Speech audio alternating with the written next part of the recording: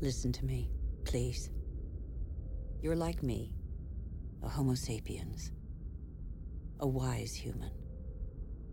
Life, a miracle in the universe, appeared around 4 billion years ago, and we humans, only 200,000 years ago. Yet we have succeeded in disrupting the balance that is so essential to life on Earth. Listen carefully to this extraordinary story, which is yours, and decide what you want to do with it.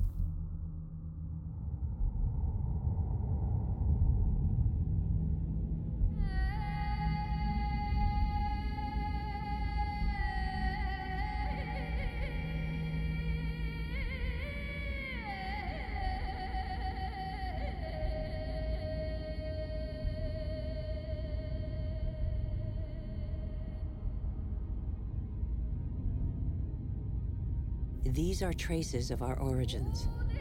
At the beginning, our planet was no more than a chaos of fire, formed in the wake of its star, the sun.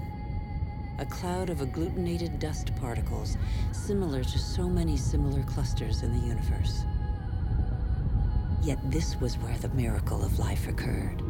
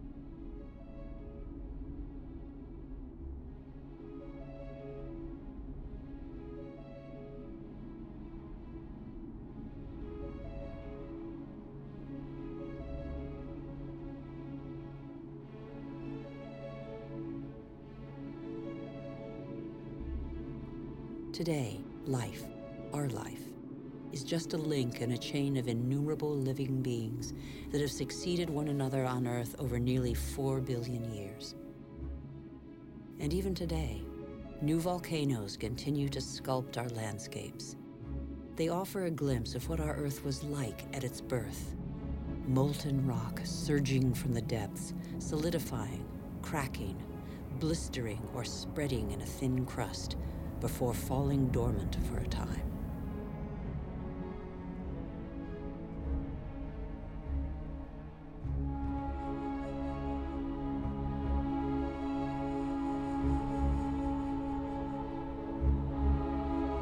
These wreaths of smoke, curling from the bowels of the Earth, bear witness to the Earth's original atmosphere, an atmosphere devoid of oxygen. A dense atmosphere, thick with water vapor, full of carbon dioxide.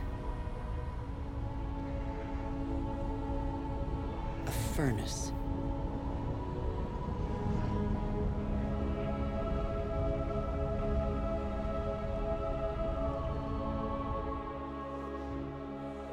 But the Earth had an exceptional future, offered to it by water. At the right distance from the sun, not too far, not too near, the Earth was able to conserve water in liquid form. Water vapor condensed and fell in torrential downpours on Earth, and rivers appeared.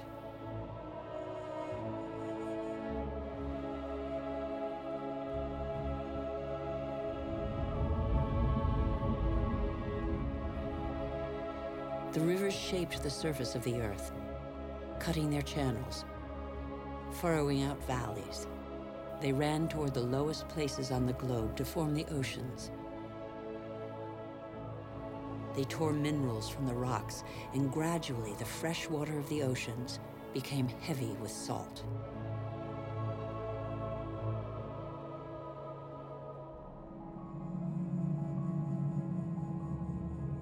Water is a vital liquid. It irrigated these sterile expanses.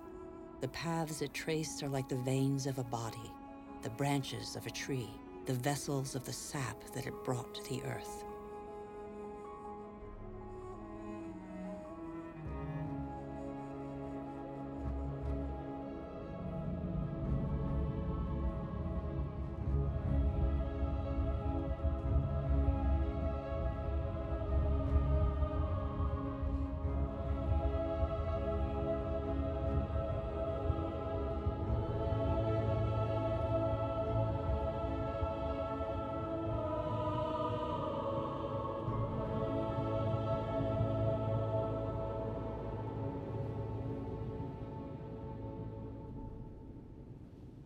Nearly 4 billion years later, somewhere on Earth can still be found these works of art left by the volcano's ash mixed with water from Iceland's glaciers.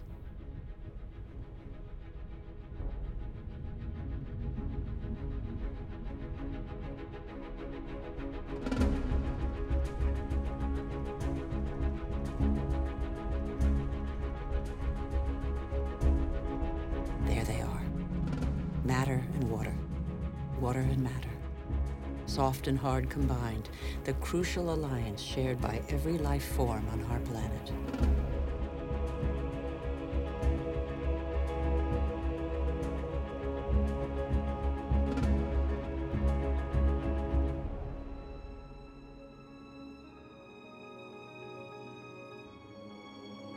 Minerals and metals are even older than the Earth. They are stardust. They provide the Earth's colors.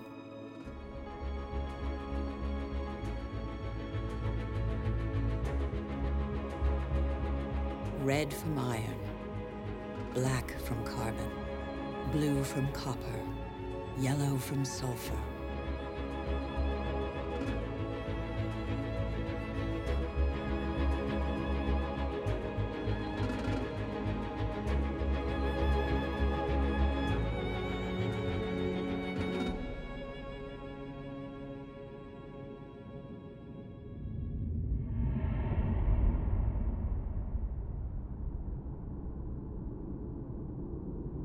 Where do we come from? Where did life first spark into being? A miracle of time, primitive life forms still exist in the globe's hot springs. They give them their colors. They're called archaeobacteria.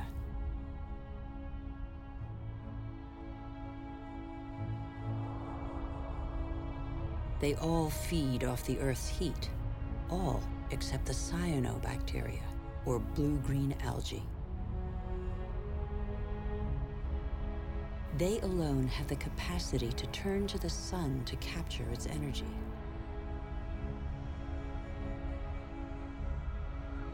They are a vital ancestor of all yesterday's and today's plant species.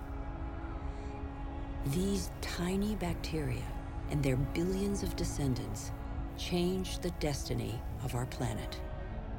They transformed its atmosphere.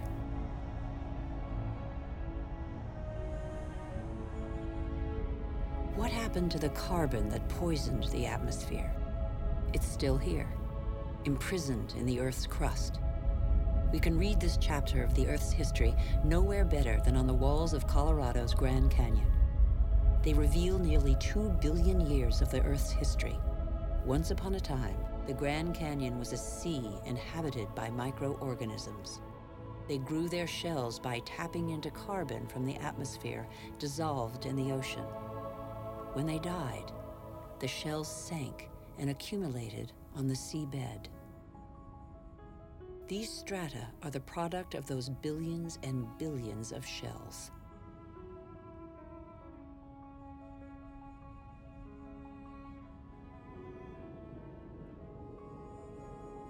Thanks to them, the carbon drained from the atmosphere and other life forms could develop.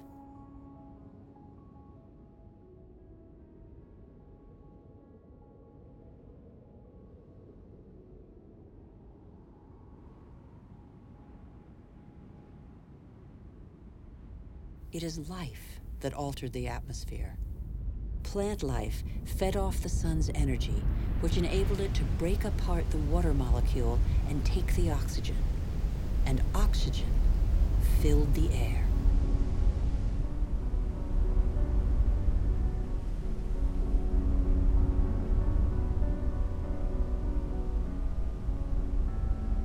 The Earth's water cycle is a process of constant renewal. Water falls, water vapor, clouds, rain, springs, rivers, seas, oceans, glaciers. The cycle is never broken. There's always the same quantity of water on Earth. All the successive species on Earth have drunk the same water. The astonishing matter that is water, one of the most unstable of all. It takes a liquid form as running water, gaseous as vapor, or solid as ice.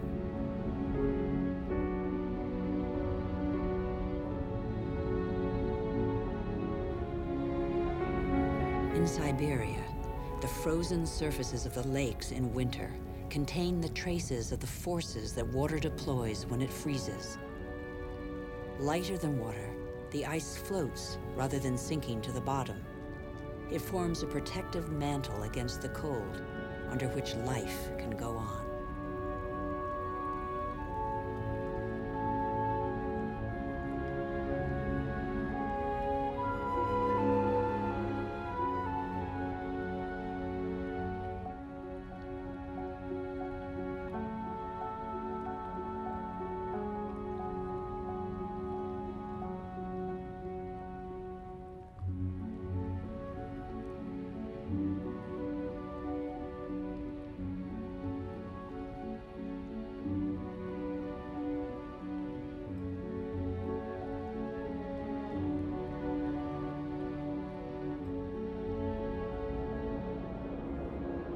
The engine of life is linkage.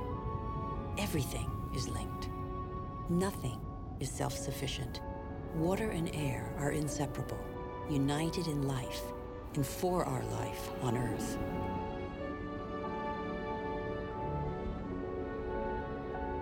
Thus, clouds form over the oceans and bring rain to the land masses, whose rivers carry water back to the oceans. Sharing is everything.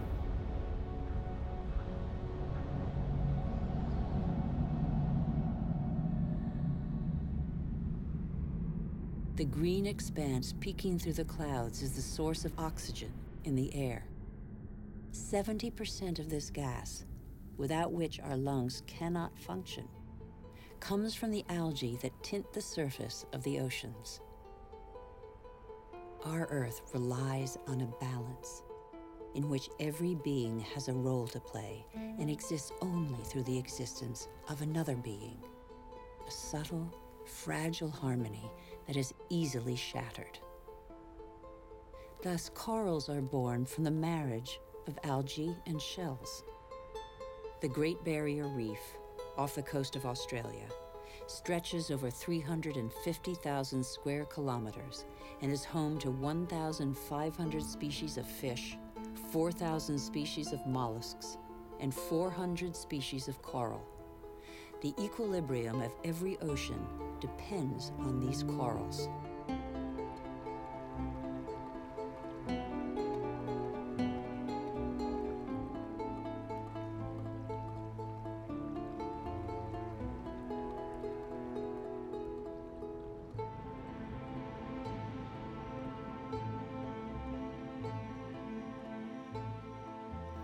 The Earth counts time in billions of years. It took more than 4 billion years for it to make trees. In the chain of species, trees are a pinnacle, a perfect living sculpture. Trees defy gravity. They are the only natural element in perpetual movement toward the sky. They grow unhurriedly toward the sun that nourishes their foliage.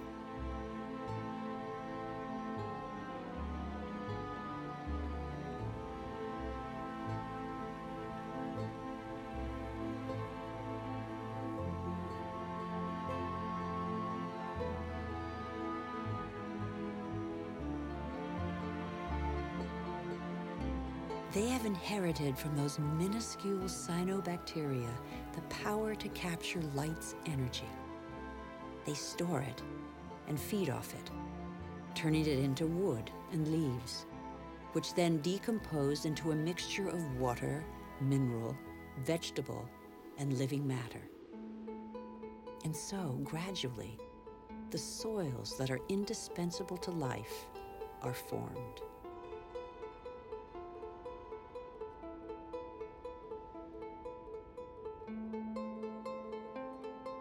Soils are the factory of biodiversity. They are a world of incessant activity where microorganisms feed, dig, aerate, and transform. They make the humus, the fertile layer to which all life on land is linked.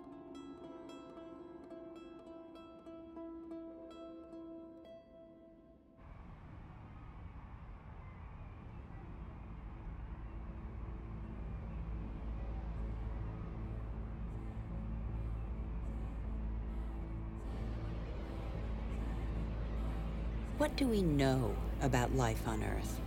How many species are we aware of? A tenth of them? 100th, perhaps? What do we know about the bonds that link them? The Earth is a miracle. Life remains a mystery.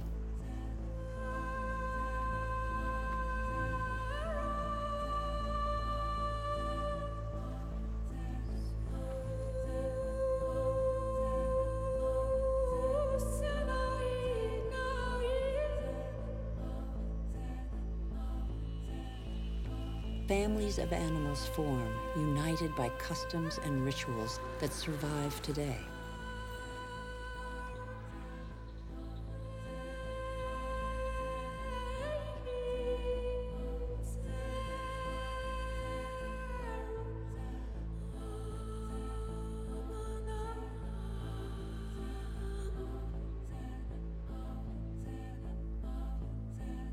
Some adapt to the nature of their pasture, and their pasture adapts to them. And both gain. The animal sates its hunger, and the tree can blossom again.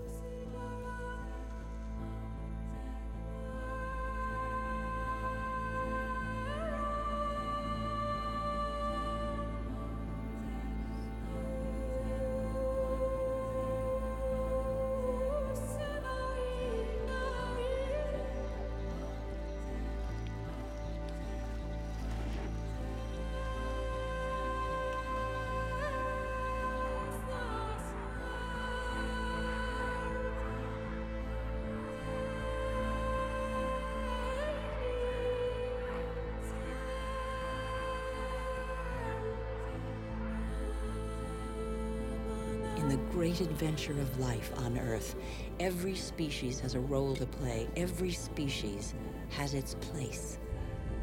None is futile or harmful. They all balance out.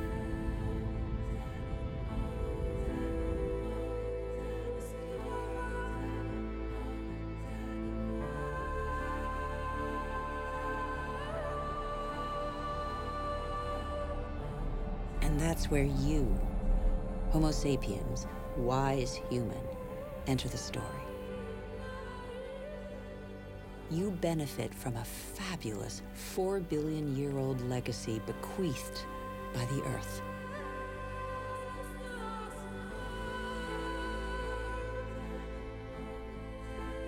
You're only 200,000 years old, but you have changed the face of the world. Despite your vulnerability, you have taken possession of every habitat and conquered swaths of territory like no other species before you.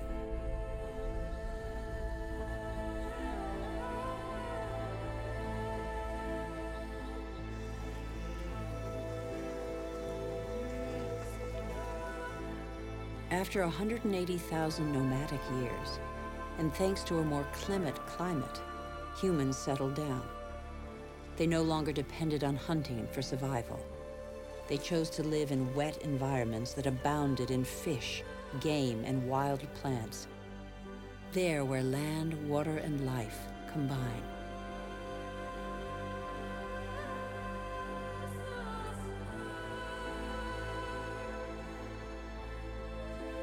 human genius inspired them to build canoes,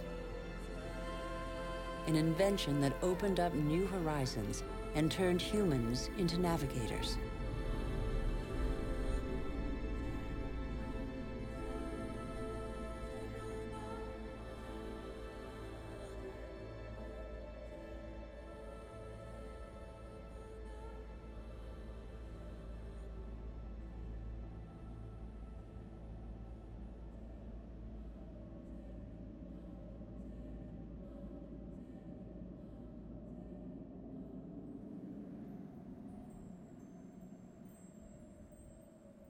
Even today, the majority of humankind lives on the continent's coastlines or the banks of rivers and lakes.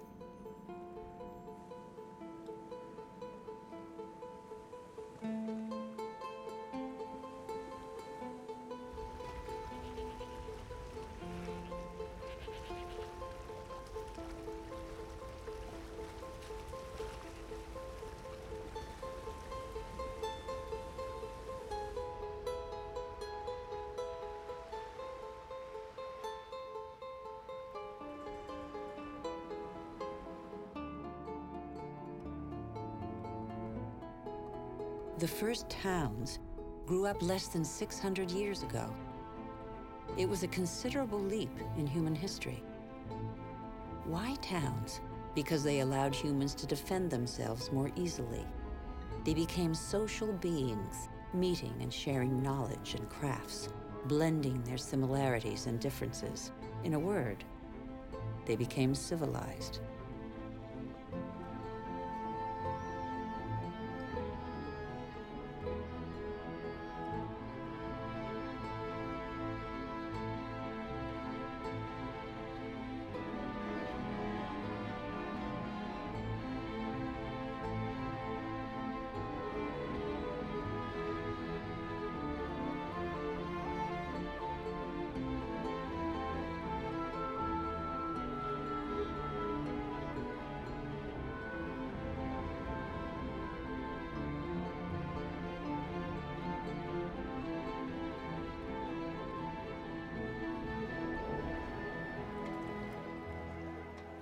But the only energy at their disposal was provided by nature and the strength of their bodies.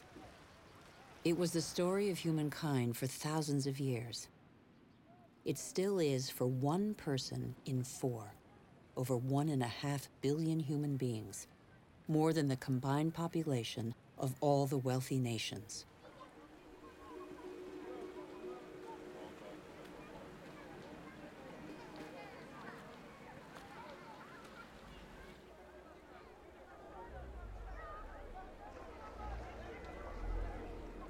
Taking from the earth only the strictly necessary. For a long time, the relationship between humans and the planet was evenly balanced. For a long time, the economy seemed like a natural and equitable alliance.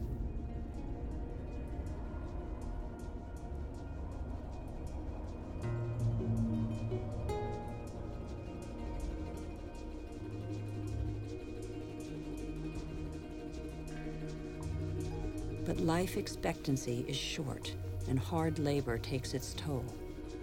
The uncertainties of nature weigh on daily life. Education is a rare privilege. Children are a family's only asset, as long as every extra pair of hands is a necessary contribution to its subsistence.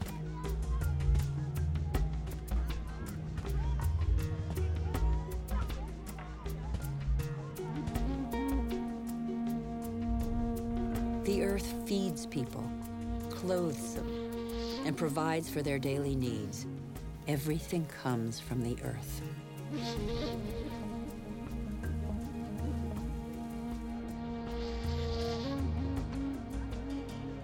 Towns change humanity's nature as well as its destiny.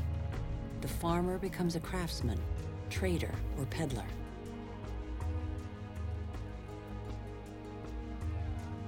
What the earth gives the farmer, the city dweller buys, sells, or barters. Goods change hands, along with ideas.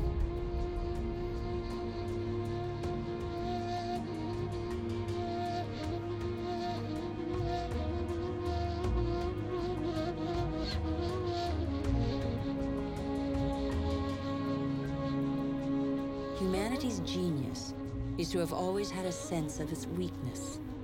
Humans tried to extend the frontiers of their territory, but they knew their limits. The physical energy and strength with which nature had not endowed them was found in the animals they domesticated to serve them.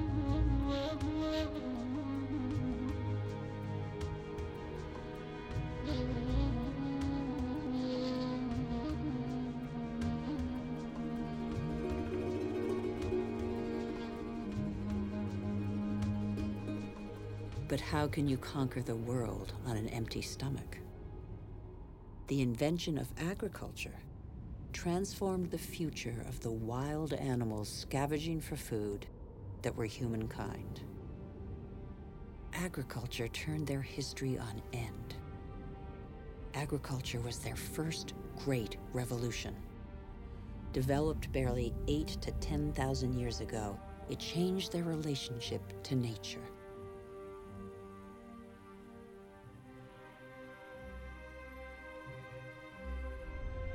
It brought an end to the uncertainty of hunting and gathering.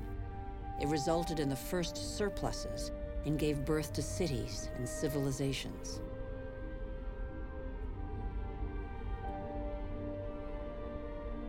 For their agriculture, humans harnessed the energy of animal species and plant life, from which they at last extracted the profits. The memory of thousands of years scrabbling for food faded. They learned to adapt the grains that are the yeast of life to different soils and climates. They learned to increase the yield and multiply the number of varieties.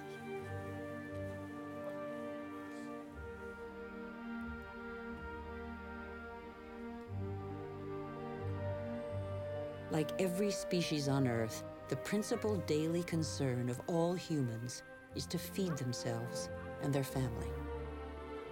When the soil is less generous and water becomes scarce, humans deploy prodigious efforts to mark a few arid acres with the imprint of their labor.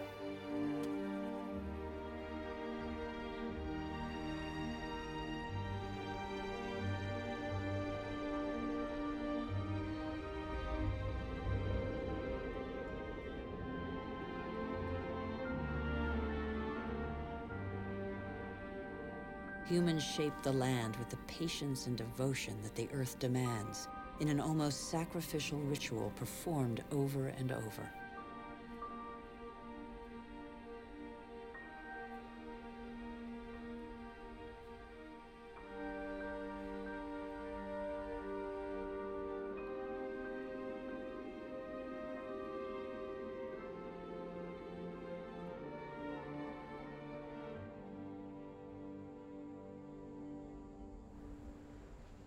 Agriculture is still the world's most widespread occupation. Half of humankind tills the soil, over 3/4 of them by hand. Agriculture is like a tradition handed down from generation to generation in sweat, graft, and toil, because for humanity, it is a prerequisite of survival. But after relying on muscle power for so long, humankind found a way to tap into the energy buried deep in the earth. These flames are also from plants, a pocket of sunlight, pure energy, the energy of the sun, captured over millions of years by millions of plants more than 100 million years ago. It's coal, it's gas, and above all, it's oil.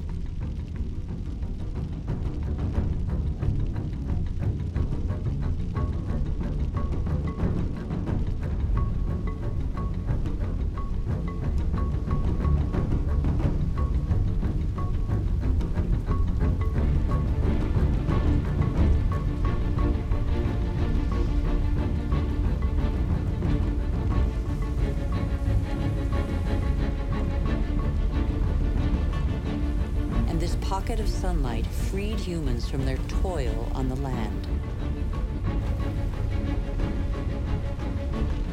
With oil began the era of humans who break free of the shackles of time. With oil, Some of us acquired unprecedented comforts. And in 50 years, in a single lifetime, the Earth has been more radically changed than by all previous generations of humanity. Faster and faster. In the last 60 years, the Earth's population has almost tripled, and over 2 billion people have moved to the cities.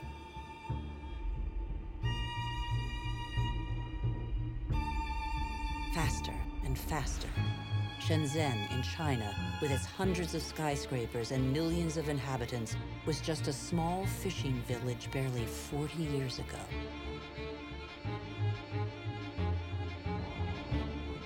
Faster and faster. In Shanghai, 3,000 towers and skyscrapers have been built in 20 years. Hundreds more are under construction.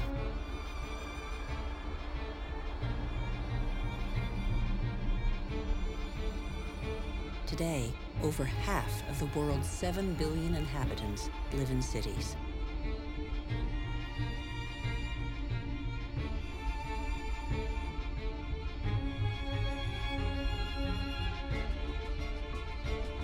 New York, the world's first megalopolis, is the symbol of the exploitation of the energy the Earth supplies to human genius. The manpower of millions of immigrants, the energy of coal, the unbridled power of oil. Electricity resulted in the invention of elevators, which in turn permitted the invention of skyscrapers. New York ranks as the 16th largest economy in the world. America was the first to discover, exploit, and harness the phenomenal revolutionary power of black gold. With its help, a country of farmers became a country of agricultural industrialists. Machines replaced men. A liter of oil generates as much energy as 100 pairs of hands in 24 hours. But worldwide, only 3% of farmers have use of a tractor. Nonetheless, their output dominates the planet. In the United States, only 3 million farmers are left. They produce enough grain to feed 2 billion people.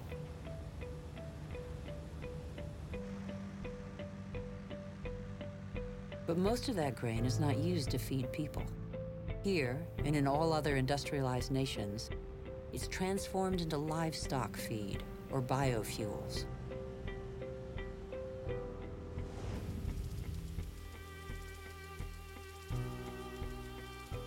The pocket of sunshine's energy chased away the specter of drought that stalked farmland. No spring escapes the demands of agriculture, which accounts for 70% of humanity's water consumption. In nature, everything is linked. The expansion of cultivated land and single-crop farming encouraged the development of parasites. Pesticides, another gift of the petrochemical revolution, exterminated them. Bad harvests and famine became a distant memory. The biggest headache now was what to do with the surpluses engendered by modern agriculture.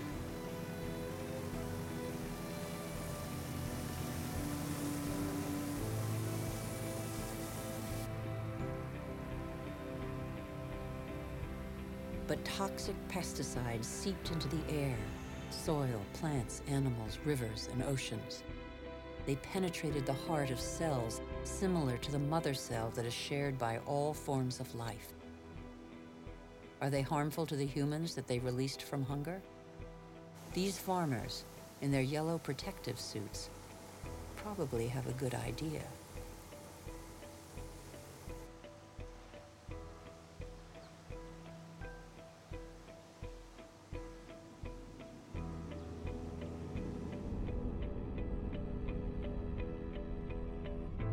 The new agriculture abolished the dependence on soils and seasons.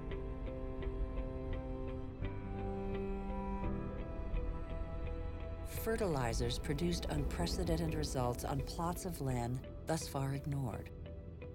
Crops adapted to soils and climates gave way to the most productive varieties and the easiest to transport. And so, in the last century, 3/4 of the varieties developed by farmers over thousands of years have been wiped out. As far as the eye can see, fertilizer below, plastic on top, the greenhouses of Almeria in Spain are Europe's vegetable garden. A city of uniformly sized vegetables waits every day for the hundreds of trucks that will take them to the continent's supermarkets. The more a country develops, the more meat its inhabitants consume. How can growing worldwide demand be satisfied without recourse to concentration camp-style cattle farms? Faster and faster, like the life cycle of livestock which may never see a meadow, manufacturing meat faster than the animal has become a daily routine.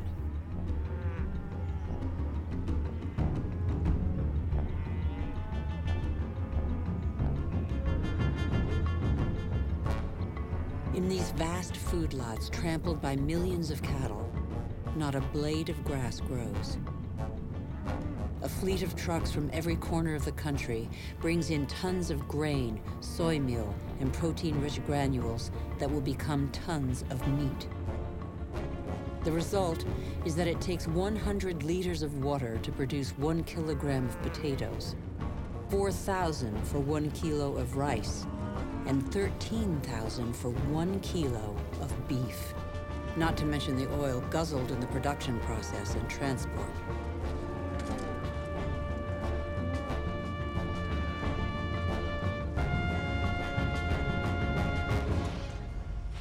Our agriculture has become oil-powered. It feeds twice as many humans on Earth, but has replaced diversity with standardization. It has offered many of us comforts we could only dream of, but it makes our way of life totally dependent on oil. This is the new measure of time. Our world's clock now beats to the rhythm of these indefatigable machines tapping into the pocket of sunlight. Their regularity reassures us. The tiniest hiccup throws us into disarray. The whole planet is attentive to these metronomes of our hopes and illusions. The same hopes and illusions that proliferate along with our needs, increasingly insatiable desires and profligacy. We know that the end of cheap oil is imminent, but we refuse to believe it.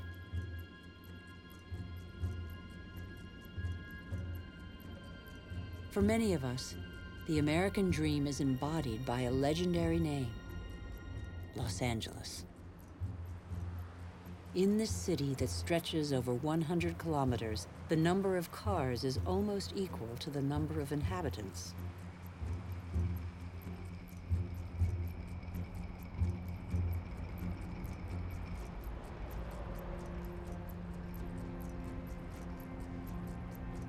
Here, energy puts on a fantastic show every night.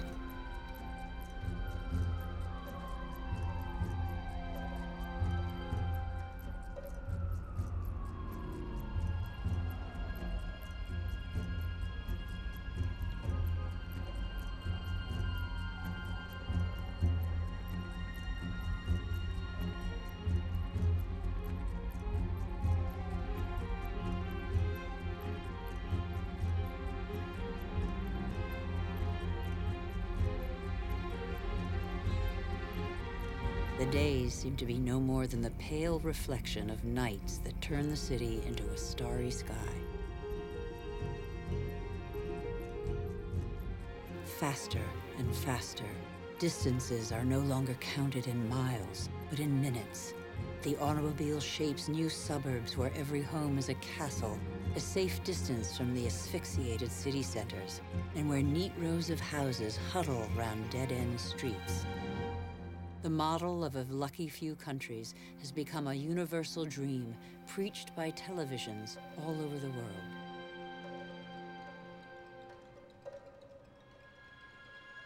Even here in Beijing, it is cloned, copied, and reproduced in these formatted houses that have wiped pagodas off the map.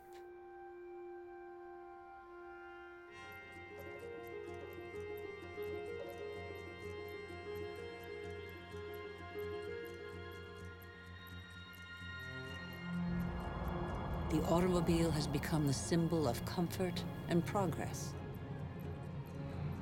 If this model were followed by every society, the planet wouldn't have 900 million vehicles as it does today, but 5 billion.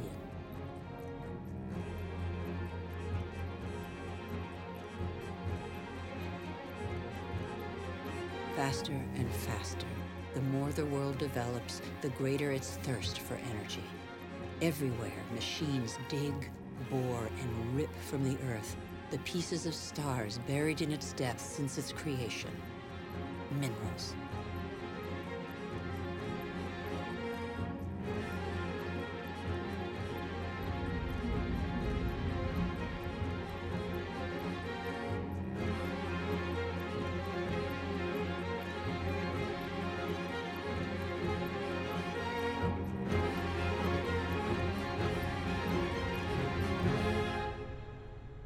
In the next 20 years, more ore will be extracted from the Earth than in the whole of humanity's history. As a privilege of power, 80% of this mineral wealth is consumed by 20% of the world's population.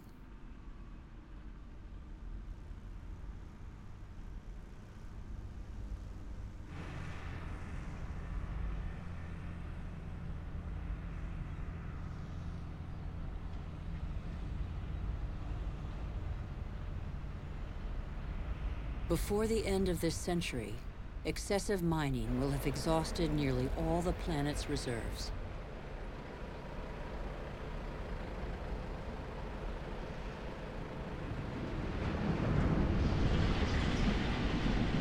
Faster and faster.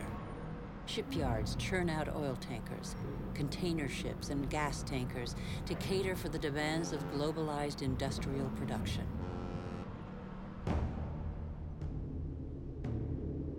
Most consumer goods travel thousands of kilometers from the country of production to the country of consumption.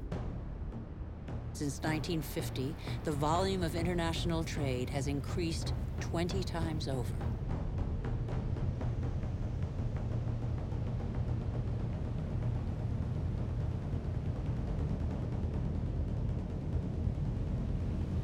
% of trade goes by sea.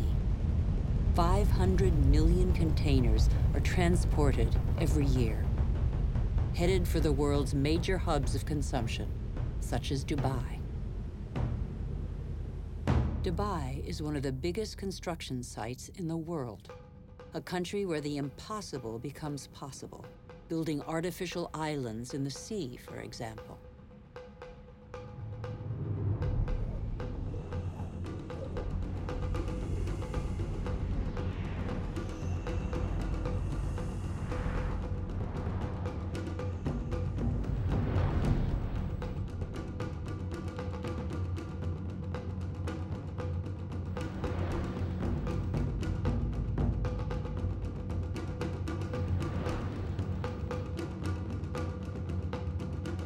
Dubai has few natural resources, but with the money from oil, it can bring millions of tons of material and people from all over the world. It can build forests of skyscrapers, each one taller than the last, or even a ski slope in the middle of the desert.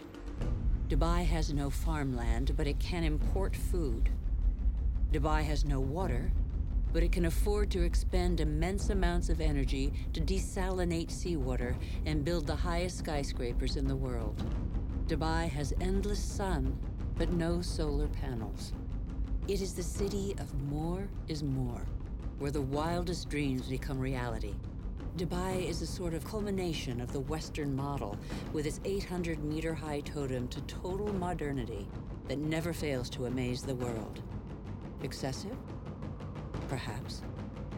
Dubai appears to have made its choice. It is like the new beacon for all the world's money.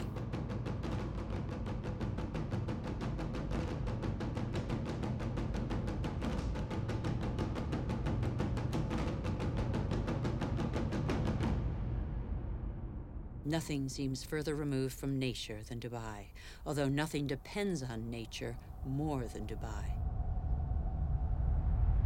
The city merely follows the model of wealthy nations. we haven't understood that we're depleting what nature provides.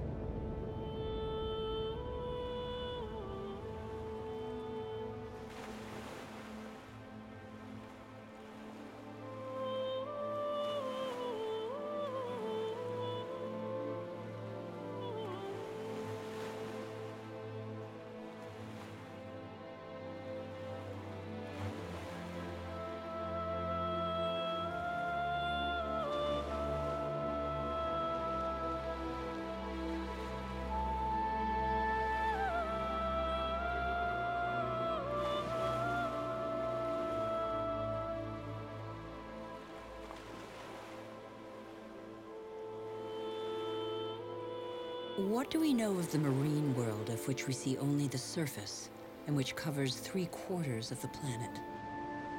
The ocean depths remain a secret. They contain thousands of species whose existence remains a mystery to us.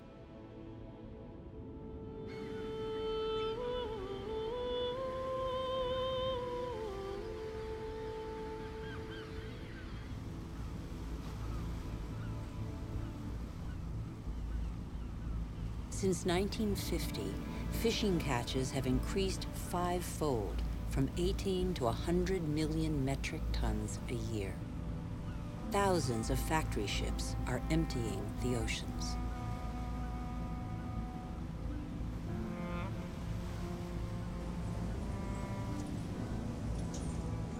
Three-quarters of fishing grounds are exhausted, depleted, or in danger of being so.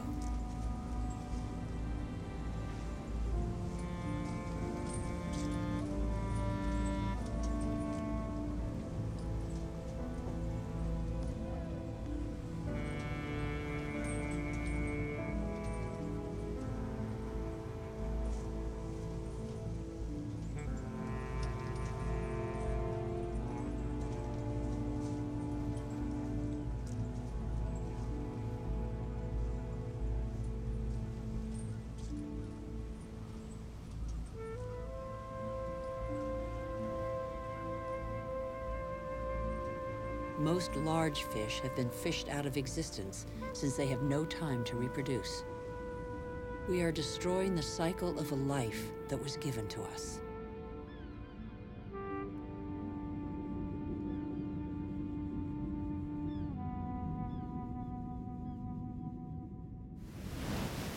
On the coastlines, signs of the exhaustion of stocks abound.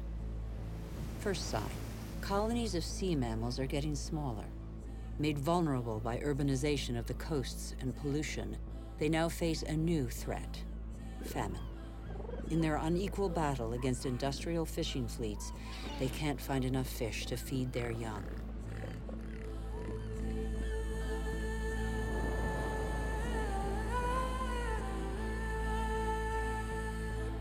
Second sign, seabirds must fly ever greater distances to find food. At the current rate, all fish stocks are threatened with exhaustion.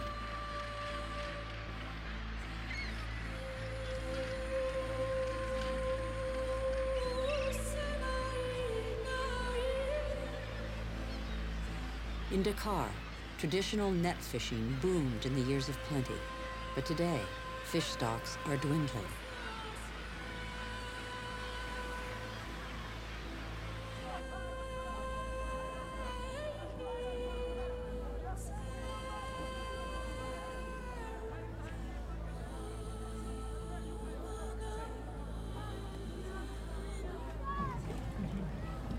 Fish is the staple diet of 1 in 5 humans.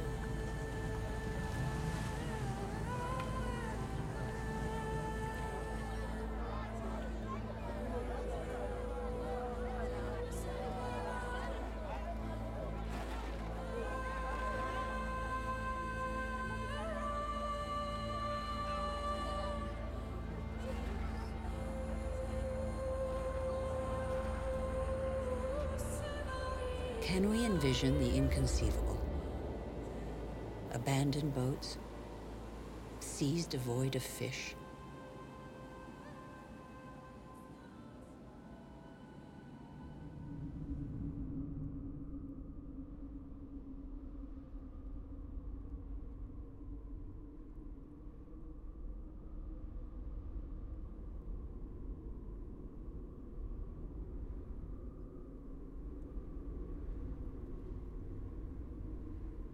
we have forgotten that resources are scarce.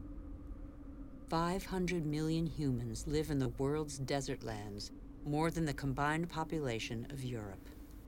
They know the value of water. They know how to use it sparingly.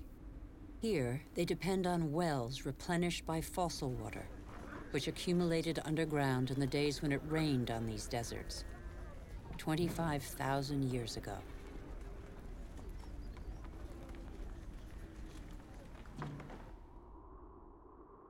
Fossil water also enables crops to be grown in the desert to provide food for local populations. The field's circular shape derives from the pipes that irrigate them around a central pivot.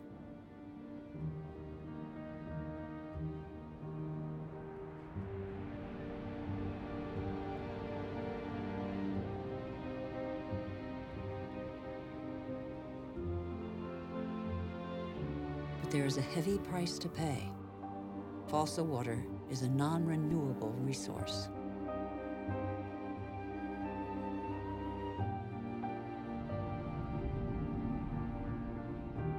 In Saudi Arabia, the dream of industrial farming in the desert has faded.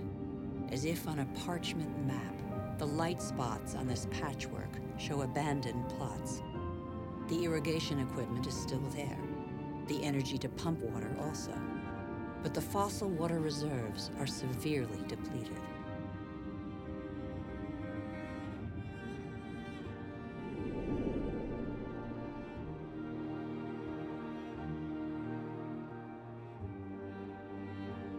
Israel turned the desert into arable land.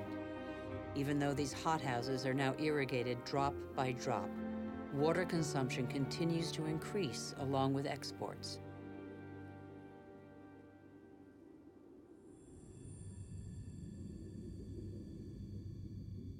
The once mighty River Jordan is now just a trickle. Its water has flown to supermarkets all over the world in crates of fruit and vegetables.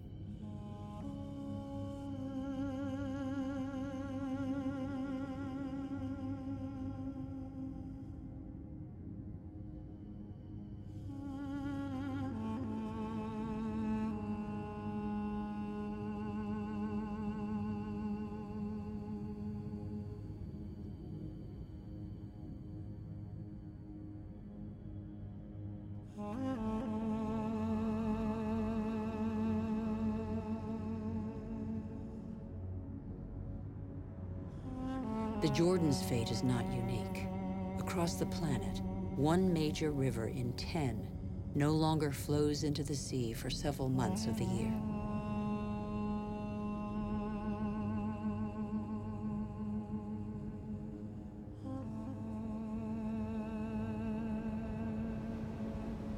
The Dead Sea derives its name from its incredibly high salinity that makes all life impossible. Deprived of the Jordan's water, its level goes down by over 1 meter per year. Its salinity is increasing. Evaporation, due to the heat, produces these fine islands of salt evaporates, beautiful but sterile.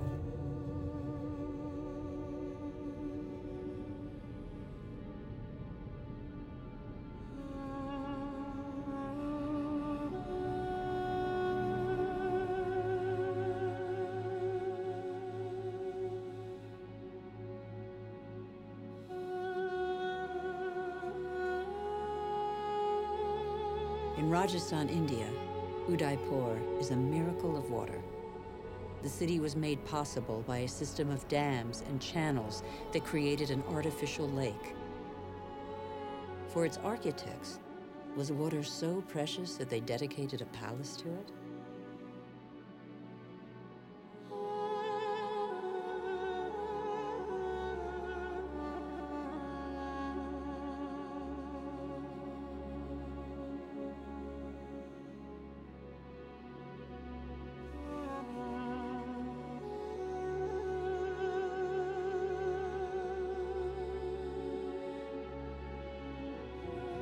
India risks being the country that suffers most from the lack of water in the coming century.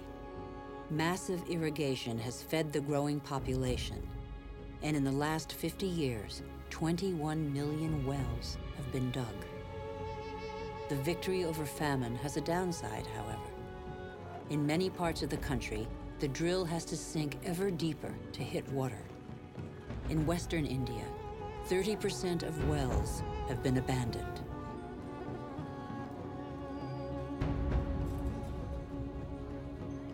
The underground aquifers are drying out.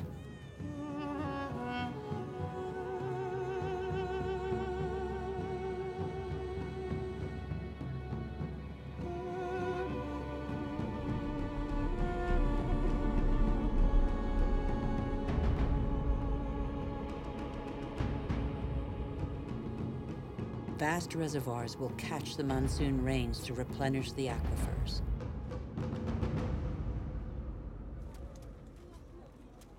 In dry season, women from local villages dig them with their bare hands.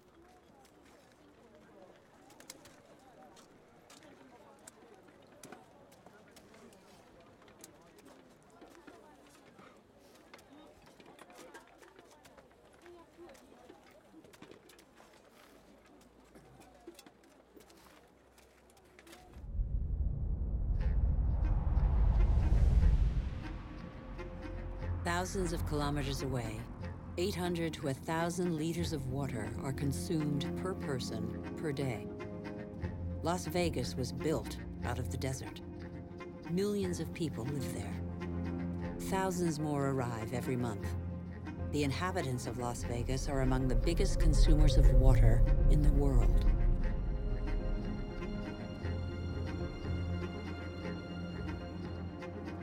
Palm Springs is another desert city with tropical vegetation and lush golf courses.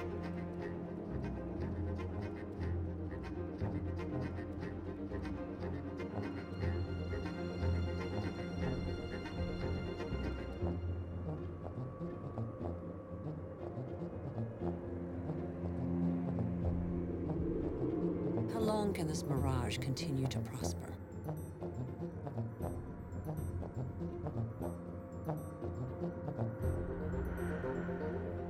The Earth cannot keep up. The Colorado River, which brings water to these cities, is one of those rivers that no longer reaches the sea.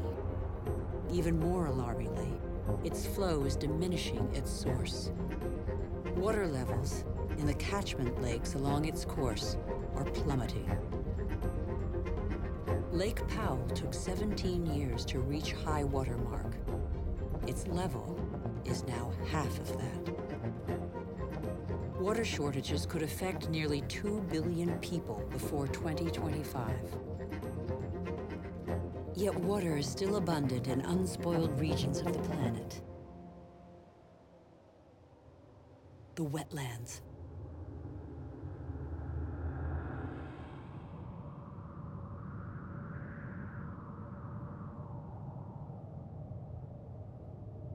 These wetlands are crucial to all life on Earth.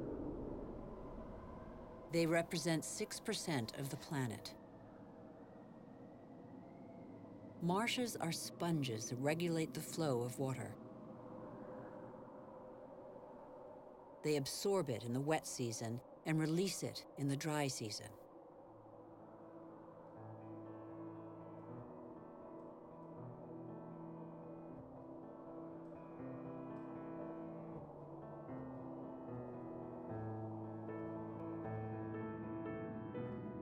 The water runs off the mountain peaks, carrying with it the seeds of the regions it flows through.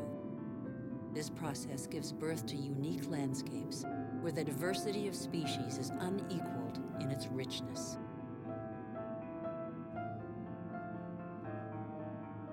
Under the calm water lies a veritable factory where this ultimately linked richness and diversity patiently filters the water and digests all the pollution.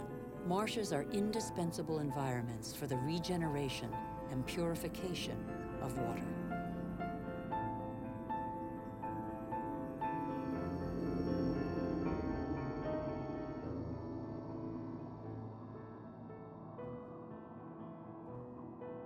These wetlands were always seen as unhealthy expanses, unfit for human habitation. In our race to conquer more land, We have reclaimed them as pasture for our livestock, or as land for agriculture or building.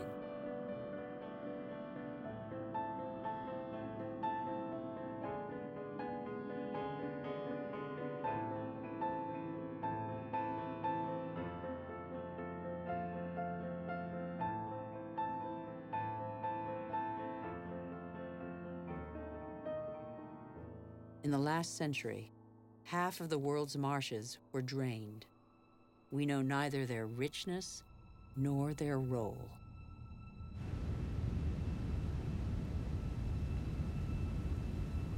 All living matter is linked. Water, air, soil, trees. The world's magic is right in front of our eyes.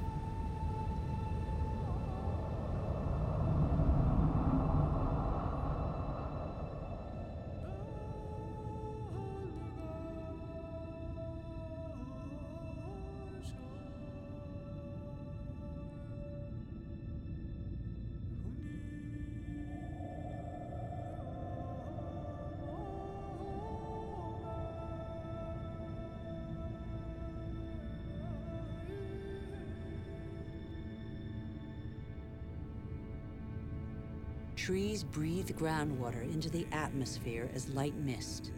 They form a canopy that alleviates the impact of heavy rains and protects the soil from erosion. The forests provide the humidity that is necessary for life. They are the mother and father of rain. The forests store carbon. They contain more than all the Earth's atmosphere. They are the cornerstone of the climactic balance on which we all depend.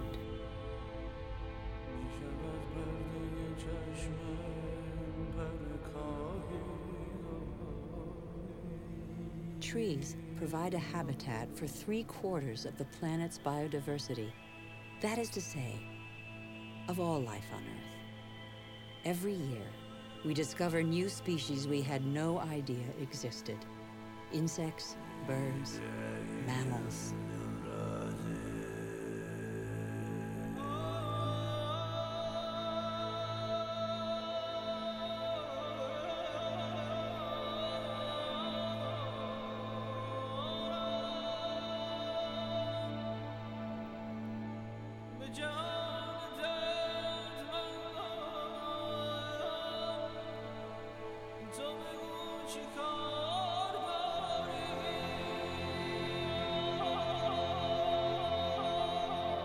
These forests provide the remedies that cure us.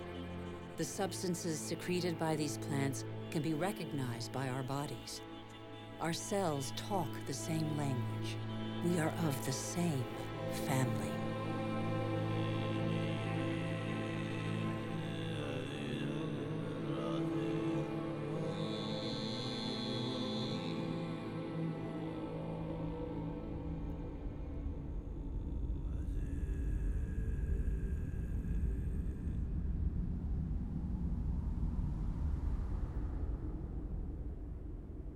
Mangroves are forests that step out onto the sea.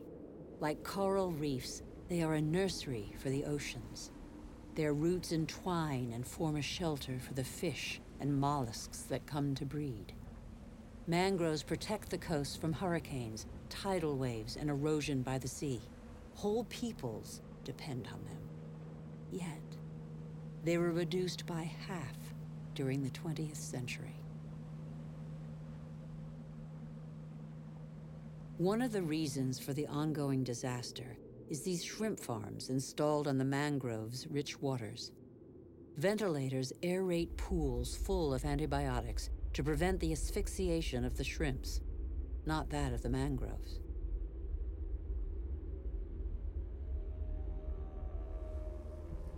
Since the 1960s, deforestation has constantly gathered pace.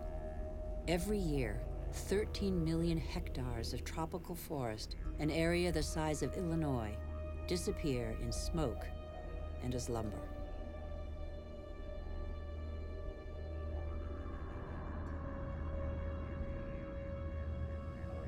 The world's largest rainforest, the Amazon, has already been reduced by 20%. The forest gives way to cattle ranches or soybean farms. 95% of these soybeans are used to feed livestock and poultry in Europe and Asia.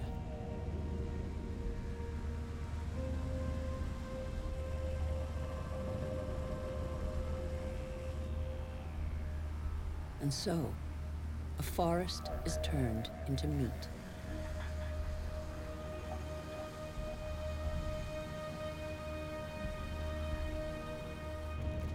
When they burn, forests and their soils release huge quantities of carbon, accounting for 20% of the greenhouse gases emitted across the globe.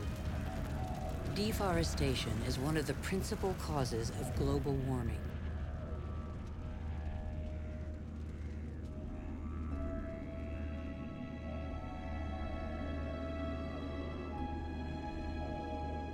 Thousands of species disappear forever. With them, one of the links in a long chain of evolution snaps.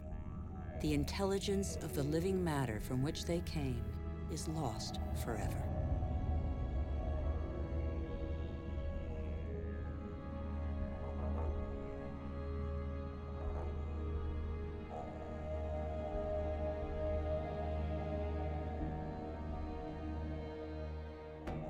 Barely 20 years ago, Borneo, the fourth largest island in the world, was covered by a vast primary forest. At the current rate of deforestation, it will have totally disappeared within 10 years. Living matter bonds water, air, earth, and the sun. In Borneo, this bond has been broken in what was one of the Earth's greatest reservoirs of biodiversity.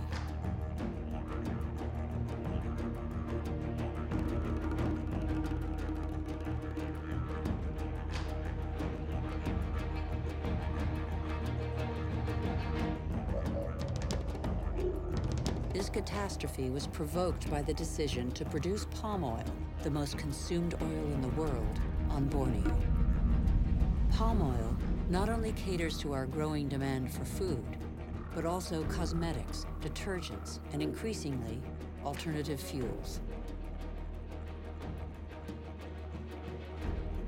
The forest diversity was replaced by a single species, the oil palm. Monoculture is easy, productive, and rapid. For local people, it provides employment. It is an agricultural industry.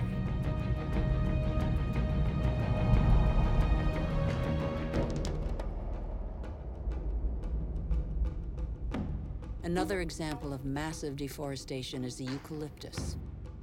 Eucalyptus is used to make paper pulp. Plantations are growing as demand for paper has increased fivefold in 50 years.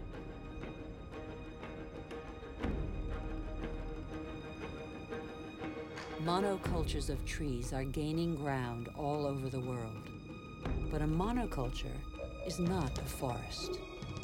By definition, there is little diversity. One forest does not replace another forest. At the foot of these eucalyptus trees, nothing grows because their leaves form a bed that is toxic for most other plants. They grow quickly, but exhaust water reserves.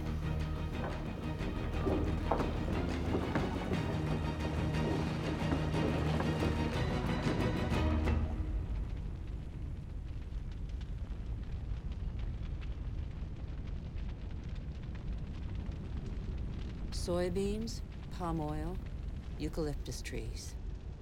Deforestation destroys the essential to produce the superfluous. But elsewhere, deforestation is a last resort to survive. Over 2 billion people, almost a third of the world's population, still depend on charcoal.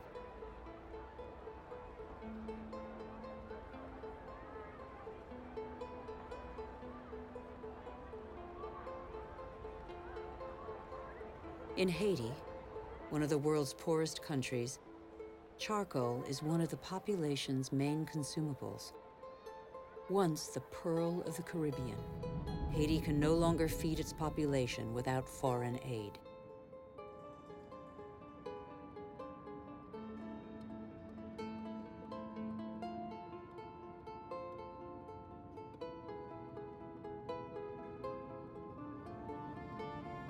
On the hills of Haiti, only 2% of the forests are left.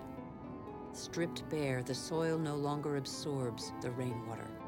With no vegetation and no roots to reinforce them, nothing holds the soils back. The rainwater washes them down the hillsides as far as the sea. Erosion impoverishes the quality of the soils, reducing their suitability for agriculture. In some parts of Madagascar, the erosion is spectacular. Whole hillsides bear deep gashes hundreds of meters wide.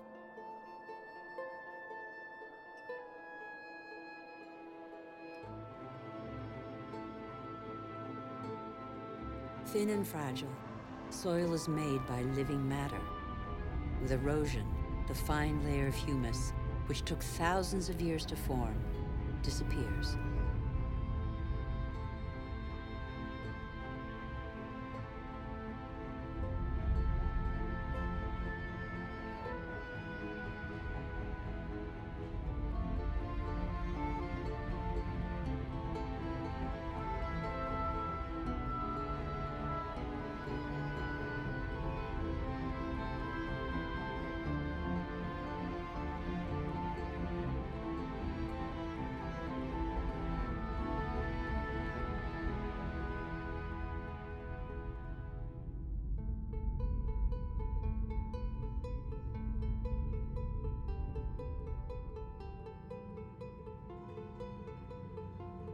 Here's one theory of the story of the Rapa Nui, the inhabitants of Easter Island, that could perhaps give us pause for thought.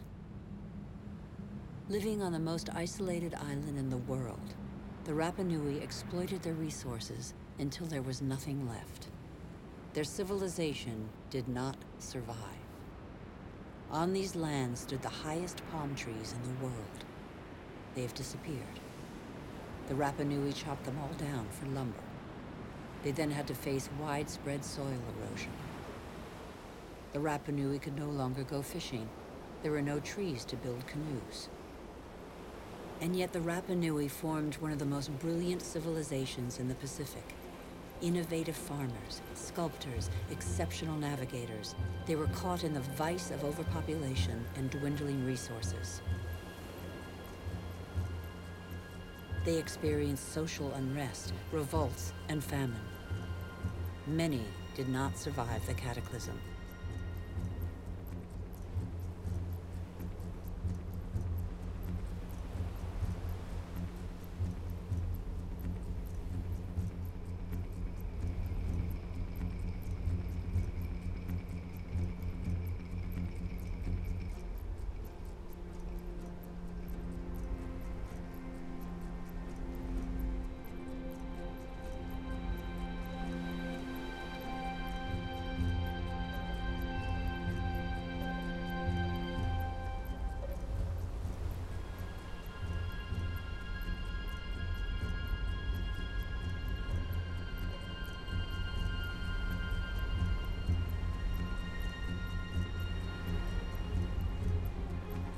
The real mystery of Easter Island is not how its strange statues got there.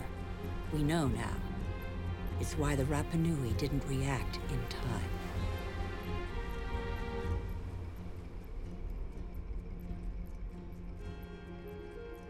It's only one of a number of theories, but it has particular relevance to us today. Since 1950, the world's population has almost tripled. And since 1950, we have more fundamentally altered our island, the Earth, than in all of our 200,000-year history. Nigeria is the biggest oil exporter in Africa, and yet 70% of the population lives under the poverty line. The wealth is there, but the country's inhabitants don't have access to it. The same is true all over the globe. Half the world's poor, live in resource-rich countries.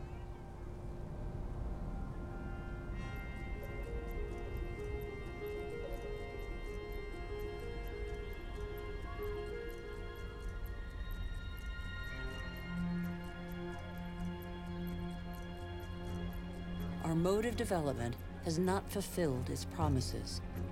In 50 years, the gap between rich and poor has grown wider than ever. Today, half the world's wealth is in the hands of the richest 2% of the population.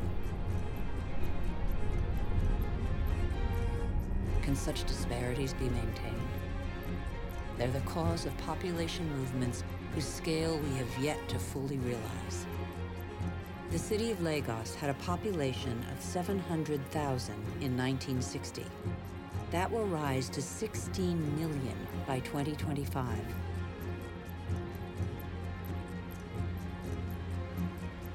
Lagos is one of the fastest growing megalopolises in the world. The new arrivals are mostly farmers forced off the land for economic or demographic reasons, or because of diminishing resources.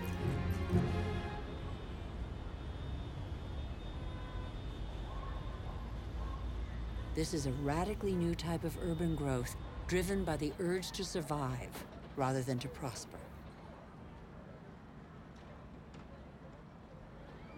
Every week, over 1 million people swell the populations of the world's cities.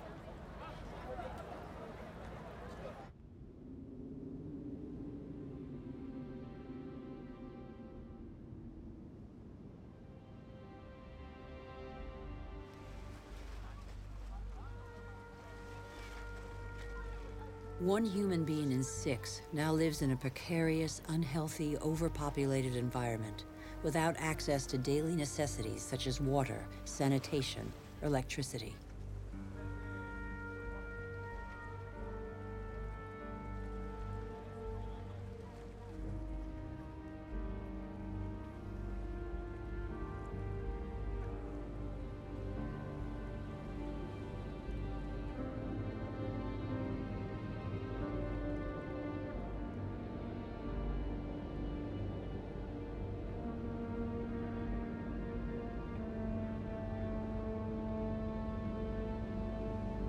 Hunger is spreading once more. It affects nearly 1 billion people.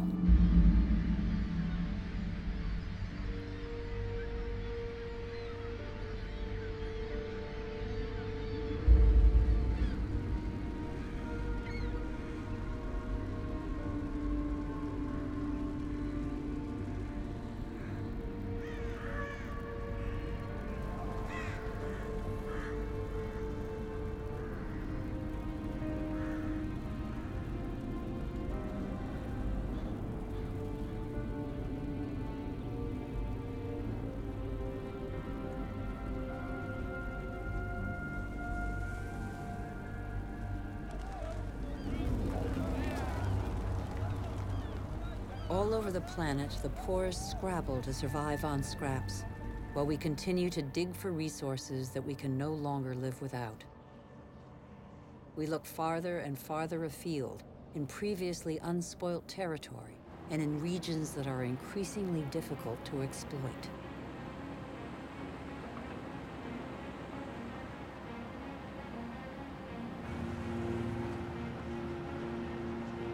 We're not changing our model. Oil might run out. We can still extract oil from the tar sands of Canada.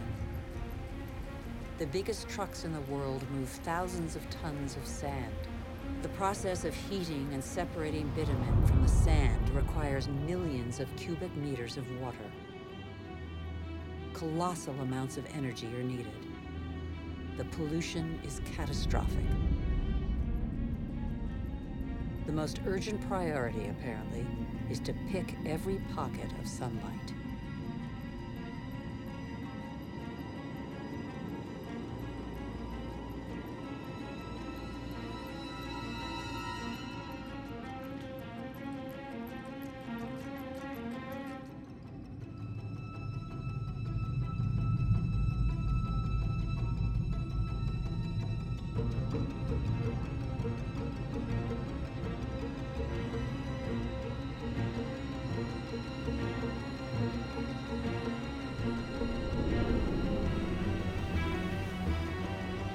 Our oil tankers are getting bigger and bigger. Our energy requirements are constantly increasing. We try to power growth like a bottomless oven that demands more and more fuel.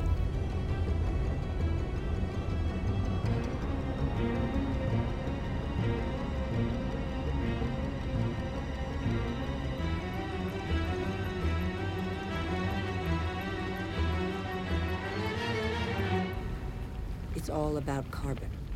In a few decades, the carbon that made our atmosphere a furnace and that nature captured over millions of years, allowing life to develop, will have largely been pumped back out. The atmosphere is heating up. It would have been inconceivable for a boat to be here just a few years ago. Transport, industry, deforestation, agriculture. Our activities release gigantic quantities of carbon dioxide.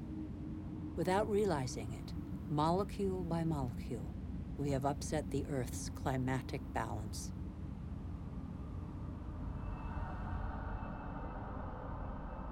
All eyes are on the poles, where the effects of global warming are most visible. It's happening fast, very fast.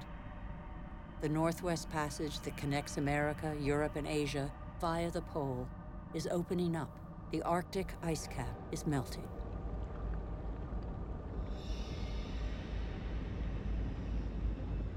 Under the effect of global warming, the ice cap has lost 40% of its thickness in 40 years. Its surface area in the summer shrinks year by year. It could disappear before 2030. Some predictions suggest 2015.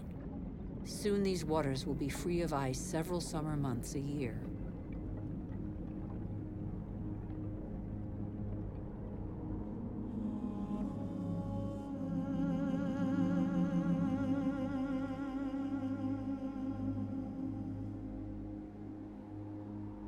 The sunbeams that the ice sheet previously reflected back now penetrate the dark water, heating it up. The warming process gathers pace.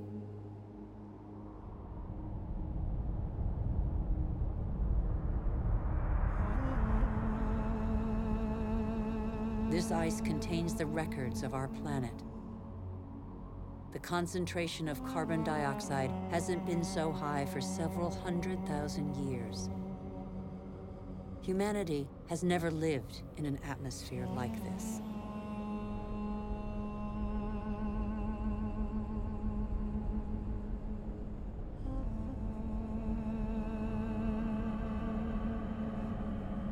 Is excessive exploitation of our resources threatening the lives of every species? Climate change accentuates the threat. By 2050, a quarter of the Earth's species could be threatened with extinction. In these polar regions, the balance of nature has already been disrupted.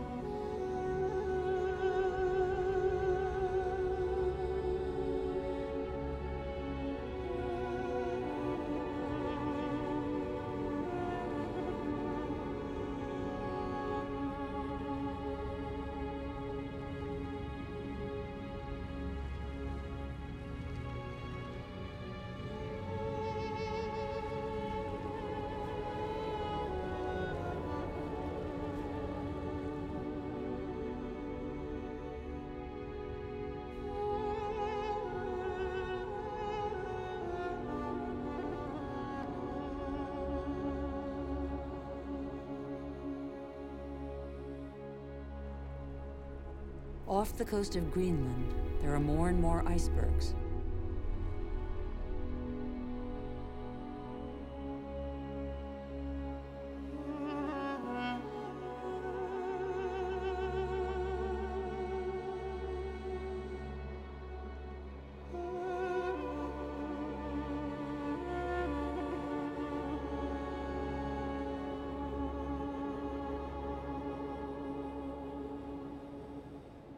Around the North Pole, the ice cap has lost 30% of its surface area in 30 years. But as Greenland rapidly becomes warmer, the fresh water of a whole continent flows into the salt water of the oceans. Greenland's ice contains 20% of the fresh water of the whole planet.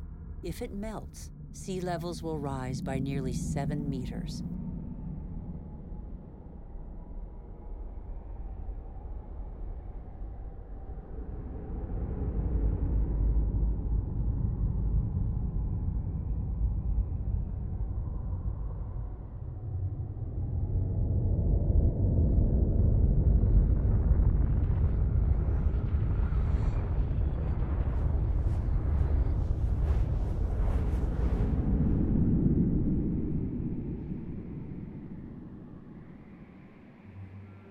But there is no industry here. Greenland's ice sheet suffers from greenhouse gases emitted elsewhere on Earth. Our ecosystem doesn't have borders. Wherever we are, our actions have repercussions on the whole Earth. The atmosphere of our planet is an indivisible whole. It is an asset we share. On Greenland's surface, lakes are appearing on the landscape. The ice cap has begun to melt at a speed that even the most pessimistic scientists did not envision 10 years ago.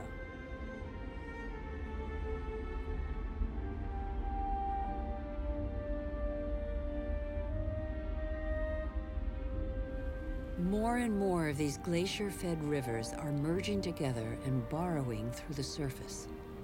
It was thought the water would freeze in the depths of the ice.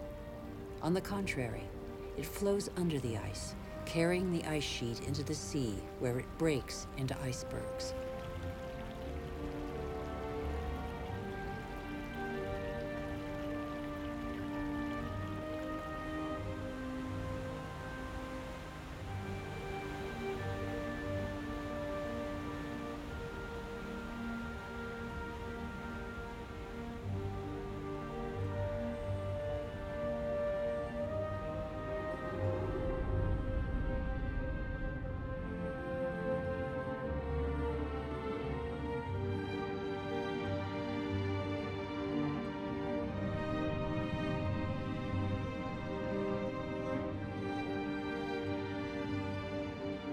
As the fresh water of Greenland's ice sheet gradually seeps into the salt water of the oceans, low-lying lands around the globe are threatened.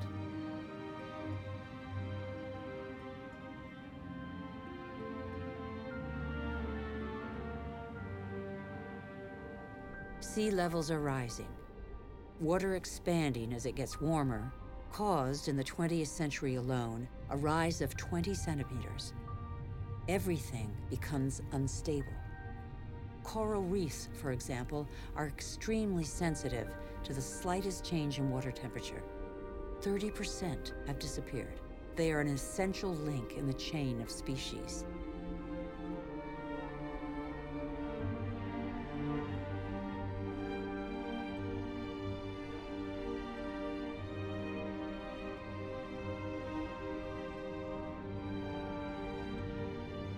In the atmosphere, the major wind streams are changing direction.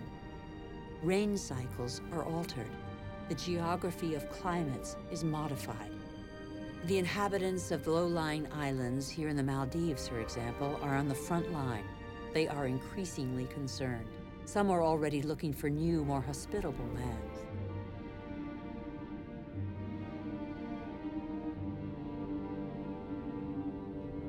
If sea levels continue to rise faster and faster, what will major cities like Tokyo, the world's most populous city, do? Every year, scientists' predictions become more and more alarming. 70% of the world's population lives on coastal plains.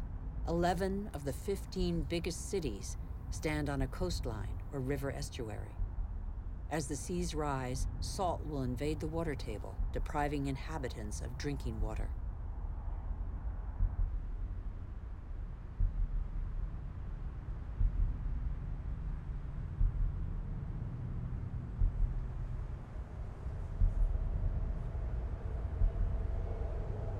Migratory phenomena are inevitable. The only uncertainty concerns their scale.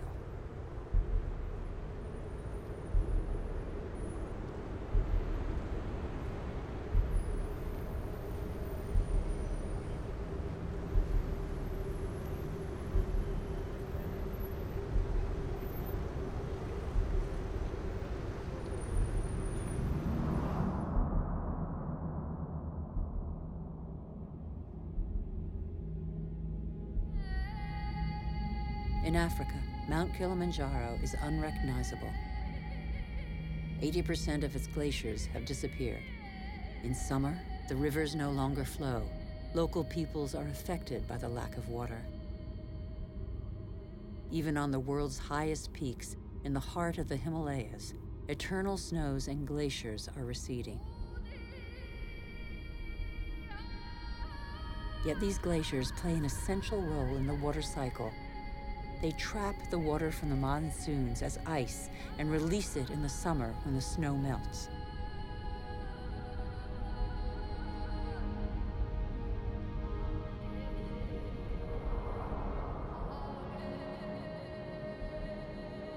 The glaciers of the Himalayas are the source of all the great Asian rivers, the Indus, Ganges, Mekong, Yangtze-Kiang.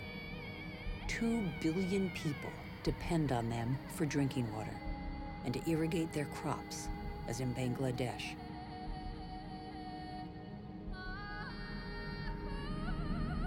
On the delta of the Ganges and Brahmaputra, Bangladesh is directly affected by the phenomena occurring in the Himalayas and at sea level. This is one of the most populous and poorest countries in the world. It is already hit by global warming. The combined impact of increasingly dramatic floods and hurricanes could make a third of its landmass disappear. When populations are subjected to these devastating phenomena, they eventually move away.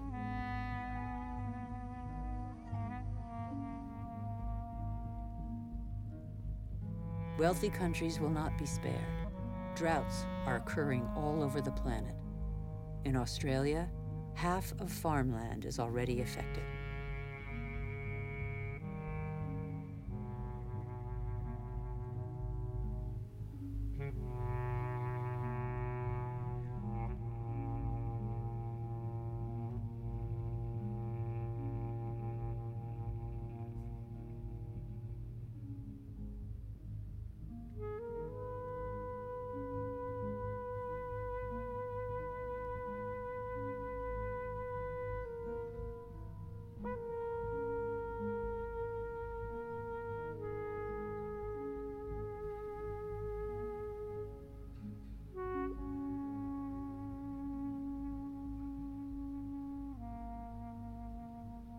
We are in the process of compromising the climactic balance that has allowed us to develop over 12,000 years.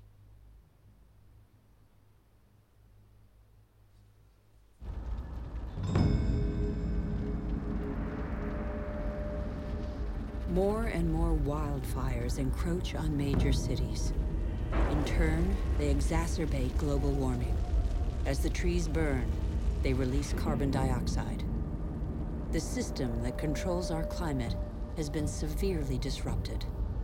The elements on which it relies have been disrupted.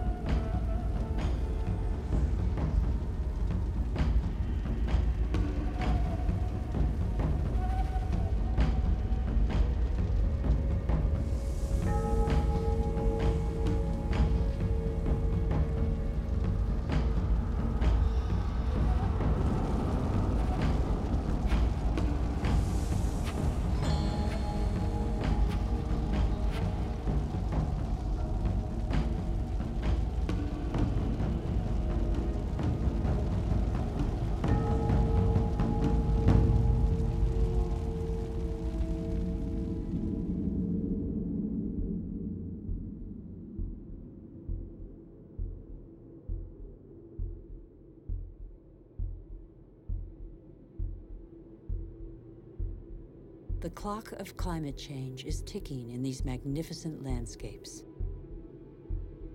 Here in Siberia and elsewhere across the globe, it is so cold that the ground is constantly frozen.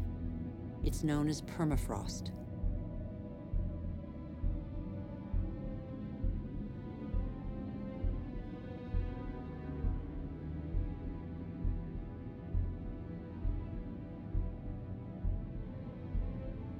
Under its surface lies a climactic time bomb, methane, a greenhouse gas 20 times more powerful than carbon dioxide.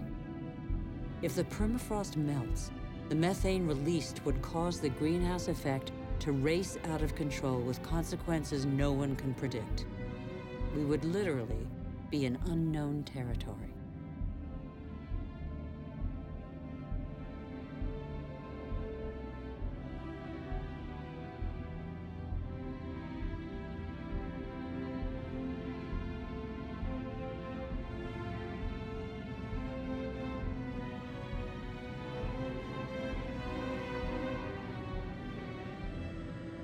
Humanity has no more than 10 years to reverse the trend and avoid crossing into this territory, life on Earth as we have never known it.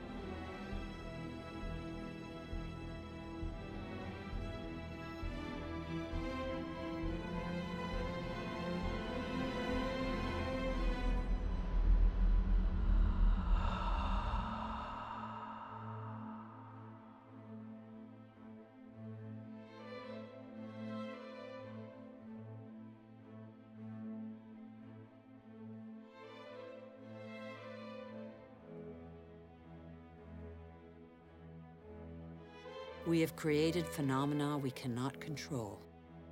Since our origins, water, air, and forms of life are intimately linked. But recently, we have broken those links. Let's face the facts. We must believe what we know. All that we have just seen is a reflection of human behavior. We have shaped the Earth in our image. We have very little time to change. How can this century carry the burden of 9 billion human beings if we refuse to be called to account for everything we alone have done?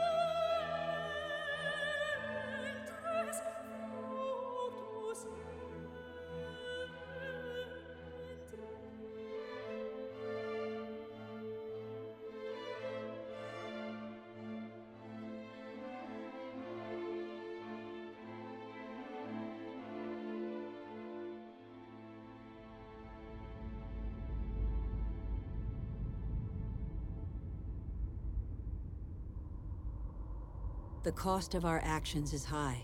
Others pay the price without having been actively involved. I have seen refugee camps as big as cities, sprawling in the desert. How many men, women, and children will be left by the wayside tomorrow? Must we always build walls to break the chain of human solidarity, separate peoples, and protect the happiness of some from the misery of others? It's too late to be a pessimist. I know that a single human can knock down every wall. It's too late to be a pessimist. Worldwide, 4 children out of 5 attend school. Never has learning been given to so many human beings. Everyone, from richest to poorest, can make a contribution. Lesotho, one of the world's poorest countries, is proportionally the one that invests most in its people's education. Qatar, one of the world's richest states, has opened its doors to the best universities. Culture, education, research, and innovation are inexhaustible resources. In the face of misery and suffering, millions of NGOs prove that solidarity between peoples is stronger than the selfishness of nations. In Bangladesh, a man thought the unthinkable and founded a bank that lends only to the poor. In barely 30 years, it has changed the lives of 150 million people around the world. Antarctica is a continent with immense natural resources that no country can claim for itself, a natural reserve devoted to peace and science. A treaty signed by 49 states has made it a treasure shared by all humanity. It's too late to be a pessimist. Governments have acted to protect nearly 2% of the world's territorial waters. It's not much, but it's 2 times more than 10 years ago. The first natural parks were created just over a century ago. They cover over 13% of the continents. They create spaces where human activity is in step with the preservation of species, soils, and landscapes. This harmony between humans and nature can become the rule, no longer the exception. In the United States, New York has realized that nature does for us. These forests and lakes supply all the drinking water the city needs.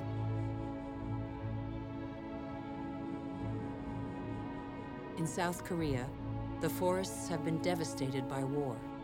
Thanks to a national reforestation program, they once more cover 65% of the country. More than 75% of paper is recycled. Costa Rica has made a choice between military spending and the conservation of its lands. The country no longer has an army. It prefers to devote its resources to education, ecotourism, and the protection of its primary forest. Gabon is one of the world's leading producers of wood. It enforces selective logging, not more than 1 tree every hectare. Its forests are one of the country's most important economic resources, but they have the time to regenerate. Programs exist that guarantee sustainable forest management. They must become mandatory.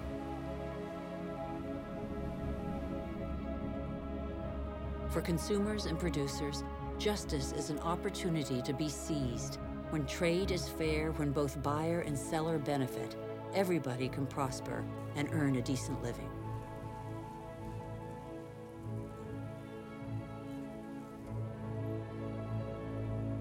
How can there be justice and equity between people whose only tools are their hands and those who harvest their crops with a machine and state subsidies?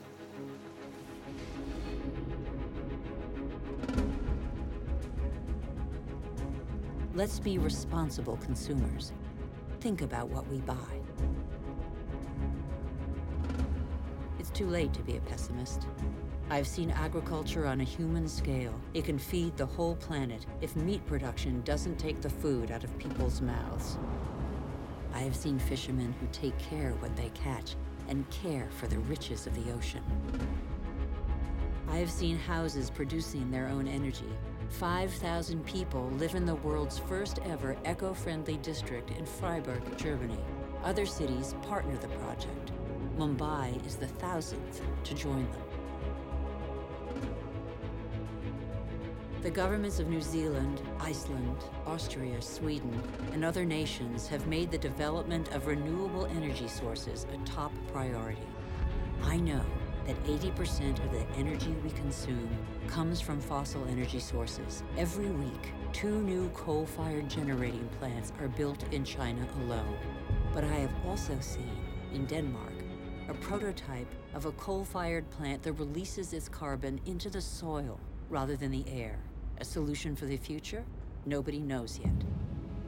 I have seen in Iceland an electricity plant powered by the Earth's heat, geothermal power. I have seen a sea snake lying on the swell to absorb the energy of the waves and produce electricity.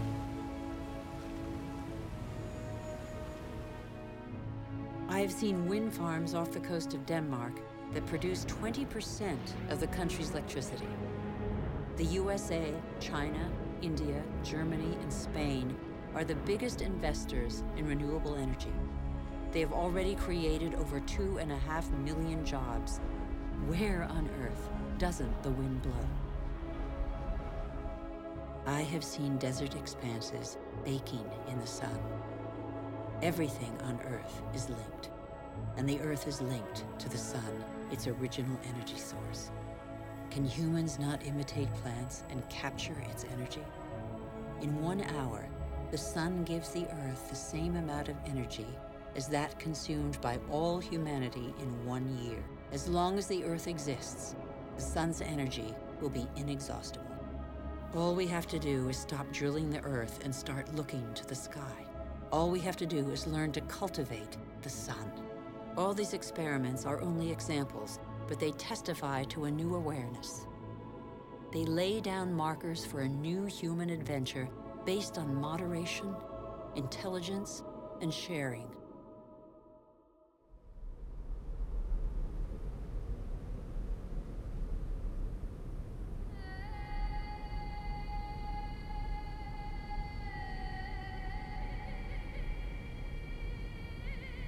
It's time to come together. What's important is not what's gone, but what remains.